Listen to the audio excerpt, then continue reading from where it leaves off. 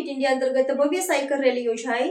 પદ્મભૂષણ સાજન મિશ્ર અને મહંત વિશ્વાંભરનાથ મિશ્રાએ કરાવ્યું પ્રસ્થાન.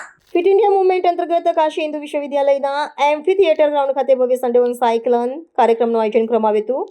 ભારતને 2030માં કોમનવેલ્થ ગેમ્સની યજમાની મળ્યાના માનમાં 52મી વિશેષ સાયકલ રેલી યોજાઈ હતી, જેમાં ફિટનેસ અને રાષ્ટ્રગૌરવનો અનોખો સંગમ જોવા મળ્યો હતો. આ કાર્યક્રમમાં 1000થી વધુ વિદ્યાર્થીઓ, ખેલાડીઓ, સુરક્ષાકર્મીઓ અને સ્થાનિક નાગરિકોએ ઉત્સાહભેર ભાગ લીધો હતો.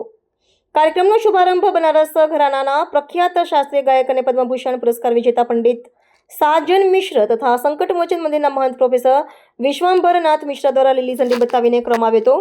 આ પ્રસંગે કેન્દ્રીય રમતગમત મંત્રી મનસુખ માંડવિયાએ પણ વિશેષ હાજરી આપી હતી અને યુવાનોને સ્વસ્થ જીવનશૈલી અપનાવવા માટે પ્રોત્સાહિત કર્યા હતા. પંડિત સાજન મિશ્રાએ જણાવ્યું હતું કે સ્વાસ્થ્ય જ સાચી સંપત્તિ છે અને આવા કાર્યક્રમો સમાજમાં જાગૃતિ લાવવાનું ઉત્તમ માધ્યમ છે.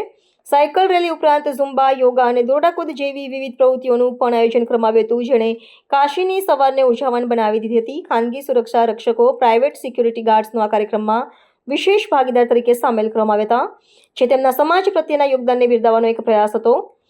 આયોજન માત્ર વારાણસી જ નહીં, પરંતુ દેશભરના 10,000થી વધુ સ્થળો એકસાથે યોજાયું હતું, જે વિકસિત ભારતના નિર્માણમાં સ્વસ્થ નાગરિકોની ભૂમિકાને રેખાંકિત કરે છે.